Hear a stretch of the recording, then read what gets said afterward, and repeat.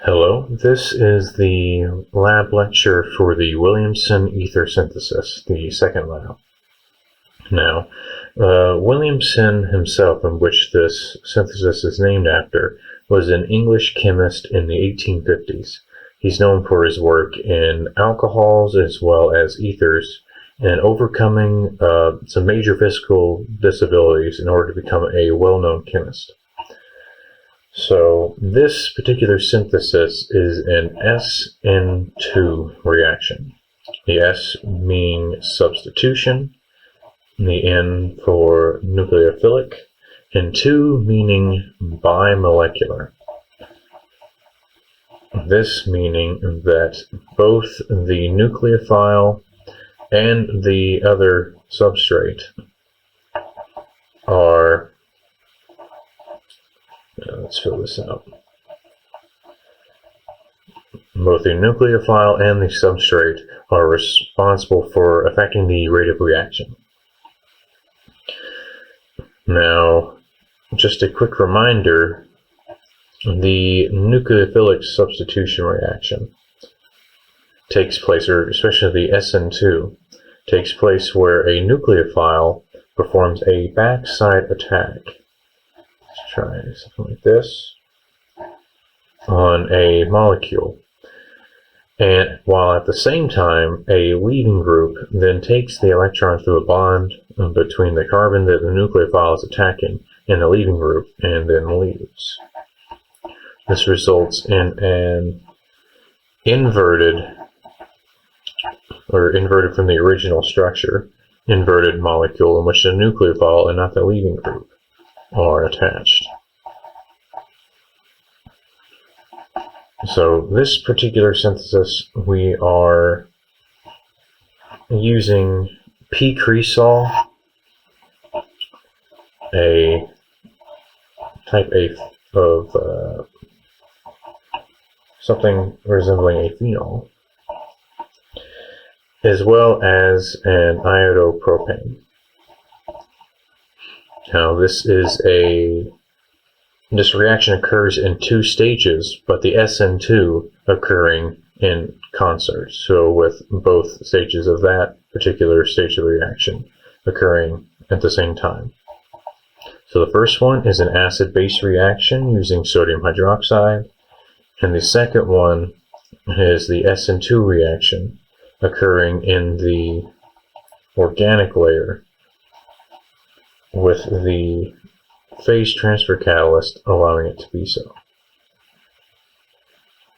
In order to form our, forgive the bad drawing, in order to form the p-tolulyl ether, as well as some ions. Now, this is occurring in 2 stages, the first being the acid-base reaction, in which the p-cresol is deprotonated in order to form our,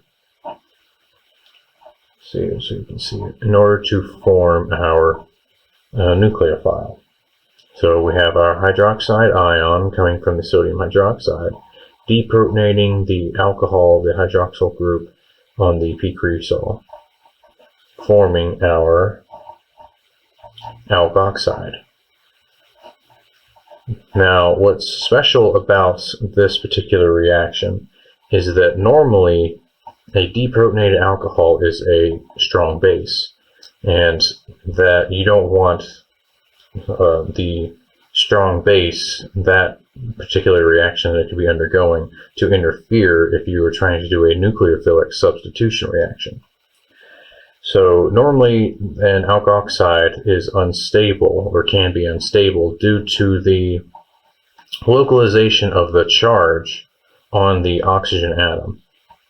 However, this being p-cresol, having this benzene ring, it allows for the delocalization of the electrons onto the pi system of the benzene.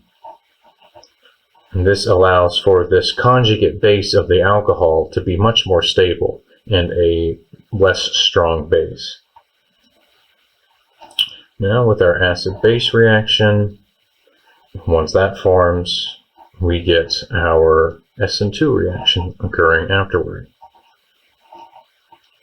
Now this representing the alkoxide over here is just where the alkoxide performs a backside attack on the iodo-propane, thus giving us our final ether. Now this is a pretty straightforward synthesis, but what I find the most interesting about it is actually the phase transfer catalyst. Now in this case it is tetrabutyl ammonium bromide. There we go. Whoops.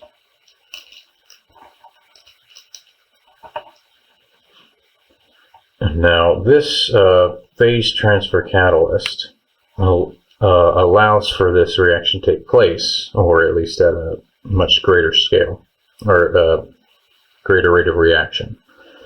Now, if you think back, we are using sodium hydroxide, but we aren't using the pure solid. We're using an aqueous solution, while both our reagents and our product are organic.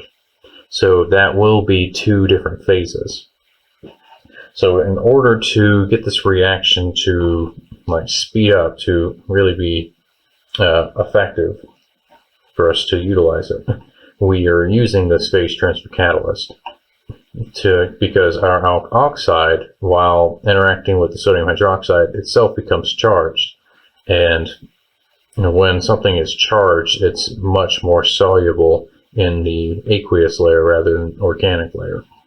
Now we have here our phase transfer catalyst is charged, but thanks to these large organic groups here, the the butyl groups here allow it to be more soluble in the organic layer, while its central charge here on the central nitrogen allows it to also be soluble in the aqueous layer.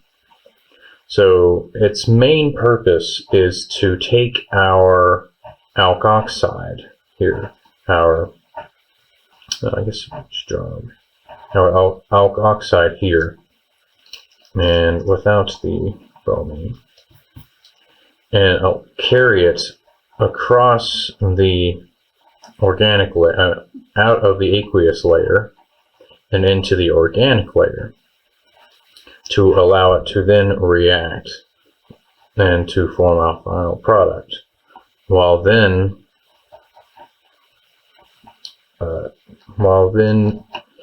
forming a halide salt with our iodine, and then able to transfer back into the aqueous layer as a salt. So this is the Williamson ether synthesis overview for Lab 2, and I look forward to seeing you all in class.